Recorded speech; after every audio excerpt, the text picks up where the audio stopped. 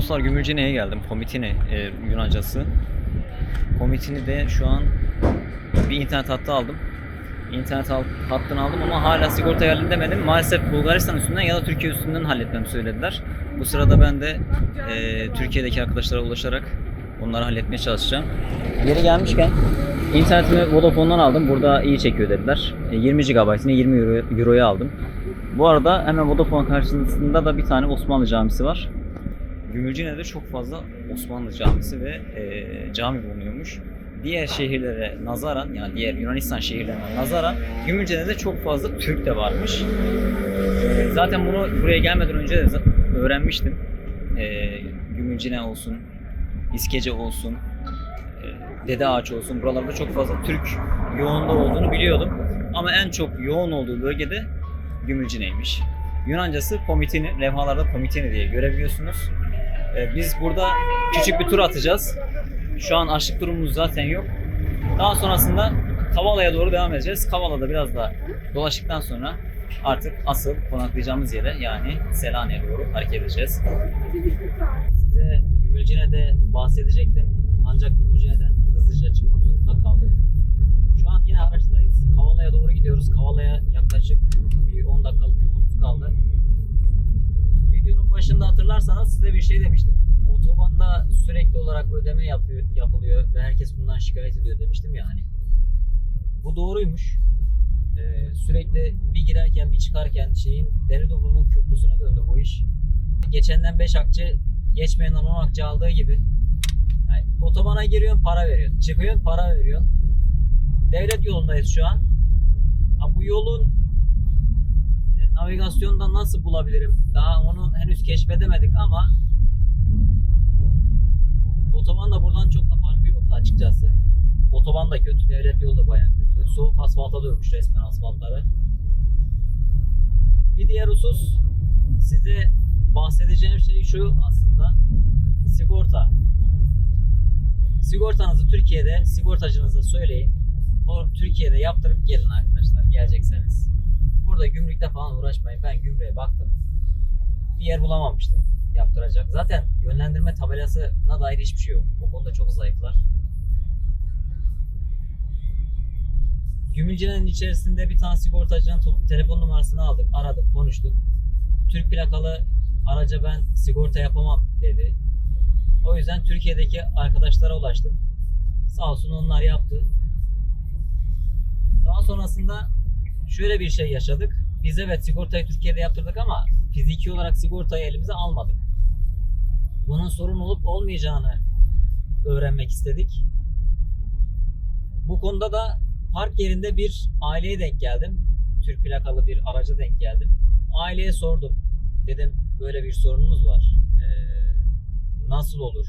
Sıkıntı yaşar mıyız diye. Bu arada karşısı tam Kavala. Geldik Kavala'ya. Sorun yaşar mıyız diye sordum.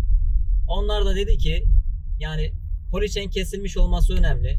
20 yıldan bu yana ben Yunanistan'da geziyorum. Bir kere trafik kontrole, trafik çevirmeye denk gelmedim. Ola ki olumsuz bir durum yaşarsan yani evde unuttuğunu söylersin. Bunlar anlayışsız insanlar değiller dedi. Biraz içimi rahatlattı açıkçası. Bu şekilde sigorta işini de hallettik. İnternet işini de hallettik. İnterneti şöyle hallettik.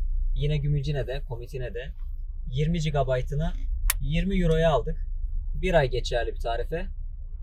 Yani yeter diye düşünüyorum. Çünkü ben Türkiye'de 30 GB'ı bir ayda bitiremiyorum. Burada da biteceğini düşünmüyorum. Kavala'da ne yapacağız? Kavala'da size en azından hızlıca bir Kavala'yı göstermeye çalışacağım. Yürüdüğümüz yerleri. Umarım iyi bir park yeri bulabiliriz. Park yeri de sıkıntı. Gözümün önünde bir tane araca polis ceza yazınca artık arabayı da nereye koyacağımı bilemiyorum. Bir an önce arabaya gidip arabayı koyduğum yerden almaya çalıştım çünkü.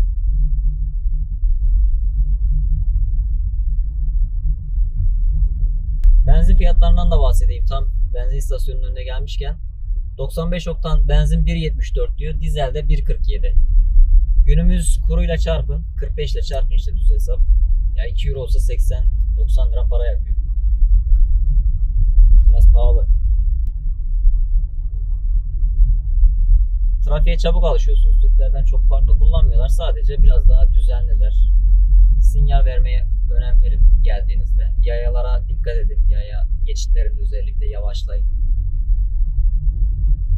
Navigasyona göre gidiyorum. Şu an navigasyon da bizi böyle yollara soktu. Bakalım.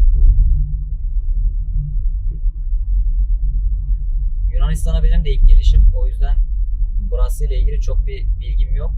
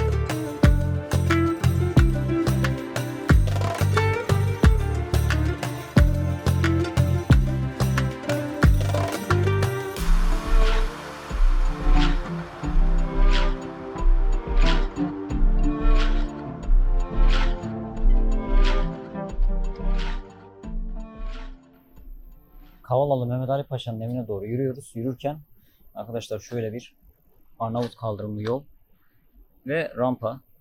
Gelecek olanların bilgisi olsun. Park yeri bulabilir miyim, bulamaz mıyım? O konuda bilgim olmadığı için aşağıda bulduğum ilk park yerine arabayı bıraktım. Burada da bir cami var. Osmanlı eseri. Sanırım kapısı kapalı. Küçük bir yürüyüşün ardından ulaştık Kavalalı Mehmet Ali Paşa'nın evine. Tabii ki ev şu an kapalı. Saat 2.30'da kapanıyormuş. Müze olarak yapılmış. Günümüzdeki görünümü bu şekilde. Şurada da bir heykeli var. Hemen ağaçların arkasında. Onu da göstereyim. Biz onu izlerken tarihi öneminden bahsedelim. 1769 yılında doğmuş. Mısır'da valilik yaptığı sırada Suriye'yi istiyor Osmanlı'dan. Tabii ki Osmanlı'da küçük bir çatışma yaşıyor. Tarihi önemi yenileşme öncüsüdür. Merkezi otoriteye karşı baş kaldırıdır. Ayrıca Orta Doğu'da merkezi ordu teşkilatının yapılanması ve yenilikçiliğin öncüsü olarak biliniyor. Kemal Sunal'ın Tosun Paşa filmindeki İbrahim Paşa, yani Tosun Paşa, Kavalalı Mehmet Ali Paşa'nın oğludur. Aslında bu filmde kurmaca bir yapıdır. Neden kurmaca yapı diyorum? İbrahim Paşa'nın asla bir valilik ile ilgili bir çatışması olmamıştır. Filmde karakterin kurgu olma sebebi bu. İbrahim Paşa gerçekte herhangi bir şekilde vali yarışına girmemiştir. Biraz daha filmi sinematik bir şekilde göstermek veya perdeye aktarabilmek, izlenebilirliğini artırmak amacıyla Kemal Sunal o filmde bu şekilde bir kurgu karakteri canlandırmıştır. Kavalalı Mehmet Ali Paşa'nın İbrahim Paşa adında ya da Tosun Paşa adında bir oğlu var mıdır? Tabii ki vardır. İkinci oğlu aslında Tosun Paşa'dır. Gerçek karakter aslında odur ama filmde İbrahim Paşa'yı tanıttıkları için bu kurgudur.